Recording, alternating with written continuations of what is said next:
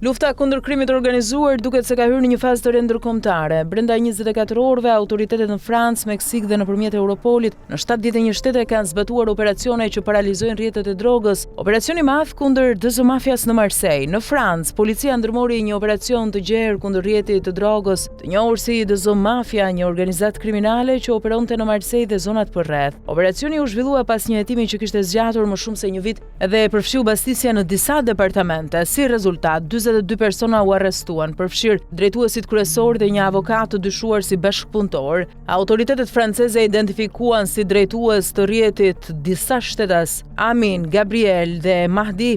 Ata akuzohen për drejtim të organizatës kriminale, trafik droge, tentativë vrasje, pastrim parash dhe zhvatje biznesesh. Hetuesi dyshojnë se fitimet nga trafiku i kokainës dhe kanabisit investoheshin në pasuri të palueshme dhe biznese. Një skem klasike e pastrimit të parave të mafias moderne. Lufta e tyre për territor në vitin 2023 shndroi Marseille në një fushë betejë duke lënë pas 49 viktima, shifër që alarmoi jo vetëm opinionin publik por edhe shtetin francez, një rrjet që lindi gjatë pandemisë. Sipas hetimeve, rrjeti DZ-mafia u formsua gjatë pandemisë së COVID-19. Grupi fillimisht kontrollonte trafikun lokal, por më pas u zgjerua dhe hyri në një luftë të përgjakshme për territor me një organizatë rivale. Kartelet në Meksik nën presion. Në të njëjtën kohë, zhvillime të rëndësishme po ndodhin edhe në Amerikën Latine. Pas vdekjes së liderit të kartelit, Nemesio Seguera, i njohur si El Mencho, dy drejtues të lartë të organizatës kanë njoftuar se do të pranojnë fajësi në gjykatat amerikane. Bëhet fjalë për El-85 dhe El Quini.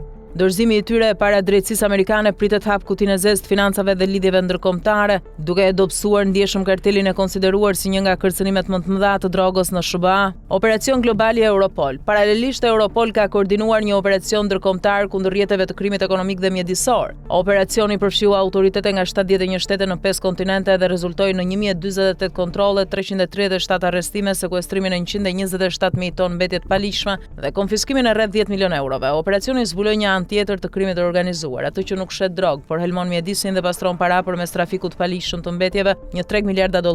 Një luftë globale kundër mafjes. Operacioni në Marseille, zhvillimet në Meksik dhe aksionet ndërkombëtare të Europol tregojnë se lufta kundër krimit të organizuar nuk është më një çështje lokale. Mafiat sot operojnë përtej kufive, ndërsa shtetet po përgjigjen me hetimet përbashkëta, shkëmbim inteligjence dhe operacionet koordinuara ndërkombëtare. Ngjarjet e ditëve të fundit tregojnë qartë se goditjet ndaj strukturave kriminale po intensifikohen dhe po prekin gjithnjë më shumë drejtuesit e tyre. Në një botë ku trafiku i drogës, pastrimi i parave dhe krimi ekonomik lidhen në rrjete globale, lufta kundër mafjes duket se ka hyrë në një fazë të re. Nëse e kaluara e ka parë krimin e organizuar si një hije që ndjek ekonominë legale, ardhmja duket se po e ndërton atë si një objektiv primar të aleancave globale të sigurisë. Operacioni global kundër mafjes, Shqipëria në listë, SPAK antimafia dhe Gjermania nisin goditjet e reja. Por ndërsa operacionet godasin në Francë dhe Meksik, burime pranë SPAK bën me dije se goditjet e reja të koordinuara priten në Shqipëri në ditët në vijim. Antimafia italiane dhe drejtësia gjermane në bashkëpunim të ngushtë me SPAK-un dhe BKH-n kanë finalizuar disa dosje hetimore që pritet të çojnë në arrestimin e shtetasve shqiptar të përfshirë në rrjete ndërkombëtare të trafikut të drogës dhe pastrimit të parave. Tani burimet flasin për një fazë të re më të koordinuar. Vizita e fundit e raportuesit gjerman Peter Bayer në Tiranë dhe takimi i tij me kreun e SPAK-ut Klodian Braho sinjalizojnë se Berlini po kërkon rezultate të prekshme në luftën kundër karteleve të drogës, të cilat opozita i cilëson si të lidhura me nivele të larta. Pritshmëria është që operacionet e reja të sillin përpara drejtësisë jo vetëm ekzekutor, por edhe financuesit dhe drejtuesit e rrjeteve që veprojnë mes dy brigjeve të Adriatikut dhe më gjerë në Europë.